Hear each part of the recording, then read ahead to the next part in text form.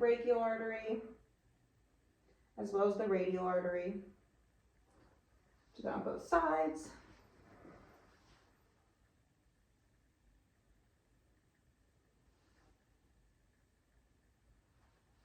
The popliteal arteries, posterior tibial, dorsalis pedis arteries as well. We're also looking for any shiny areas, pitting edema, swelling, anything like that in the lower legs. That would indicate some venous return problems. Next, I'm going to have you go ahead and stand up. And I'm going to assess your balance first. So I'm going to have you close your eyes. I'm going to give you a little shove and I want to see if you can maintain your balance. First, I'd like to assess if they can maintain their balance with just closing their eyes before I go ahead and do that. And if I was ever worried about someone, I would be performing this with the help or potentially some other ways that we can test balance. Good. All right, now I'm going to have you, chair for you, come stand right here and face the other wall. And go ahead and just walk in a straight line as I'm assessing their gait. Good. And then you can come back this way, but I'm going to have you put one foot right in front of the other. Good. Okay.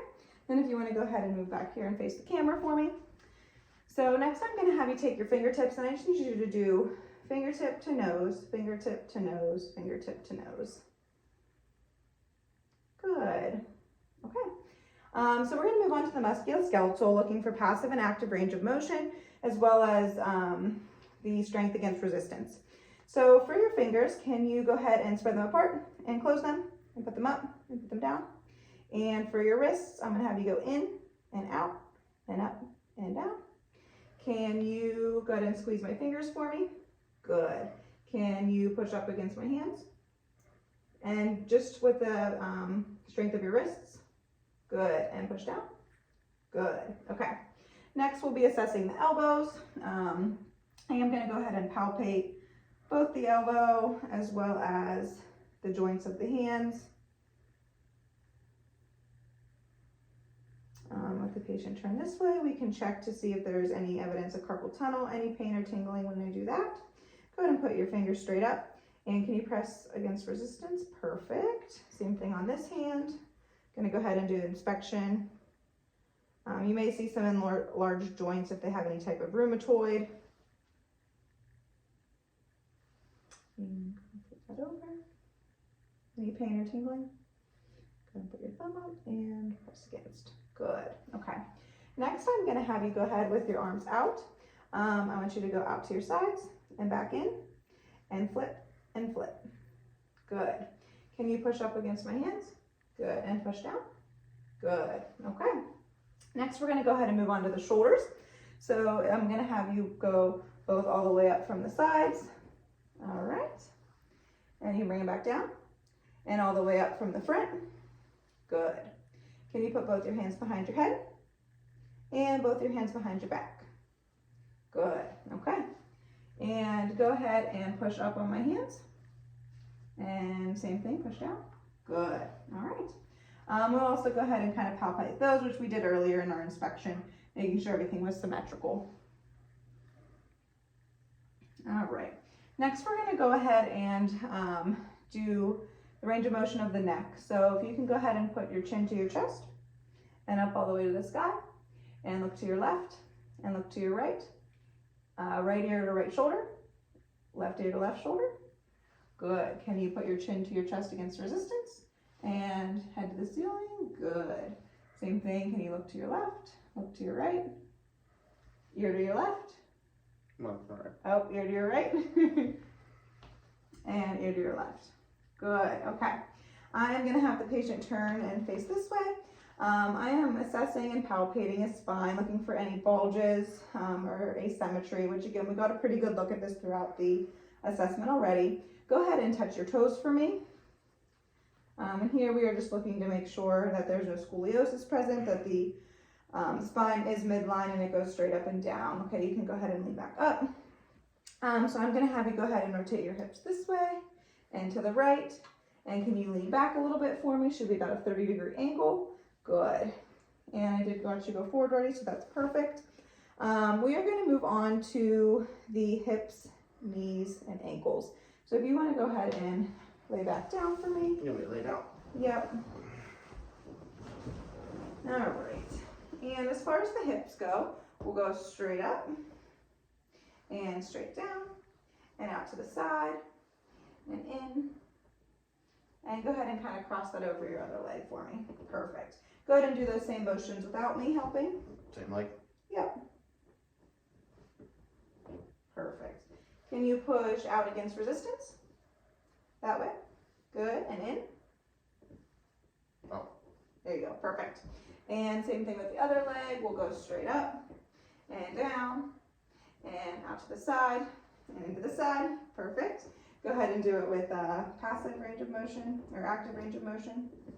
Perfect. And go ahead and push against my hand. And the other way. Awesome.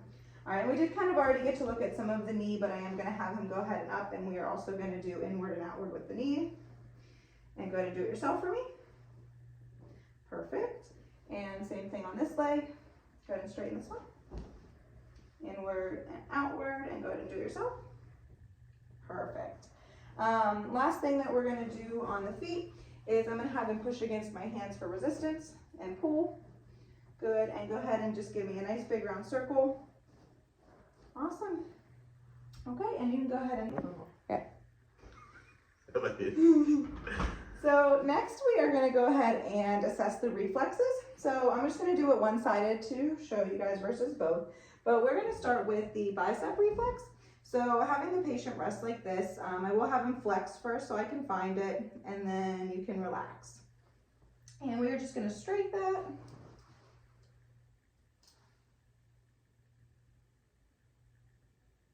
And I'm looking for contraction both above and below.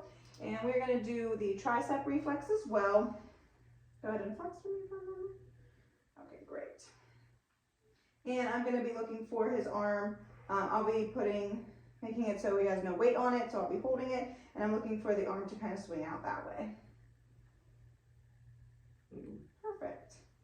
All right, and then I'm looking at the brachioradialis. So we're going to go ahead and have you rest your hand. Flex for me for just a moment so you can locate that tendon and relax.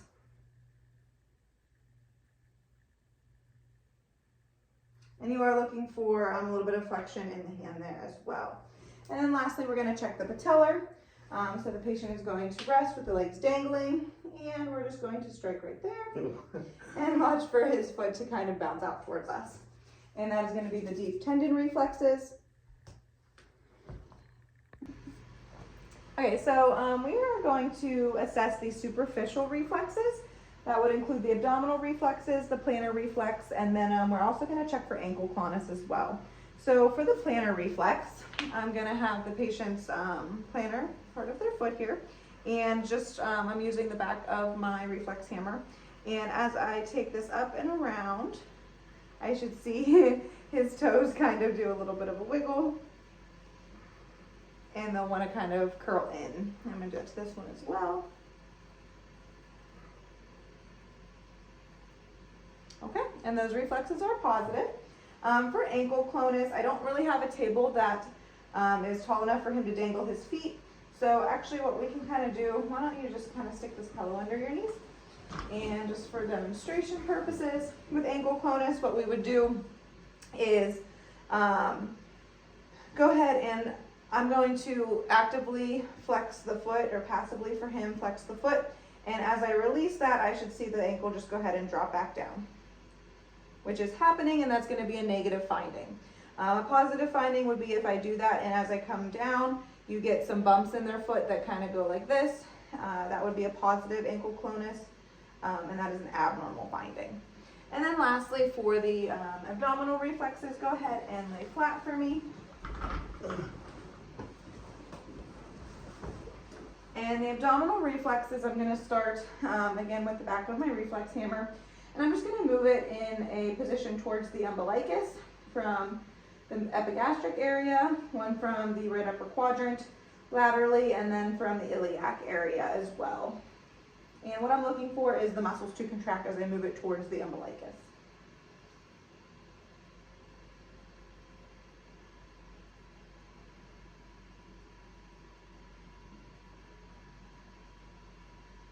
And all of those reflexes were positive. You can go ahead and sit up, and that really concludes our full head to toe assessment. Do you have any questions for me? Nope. Okay, that's all. Thanks for watching.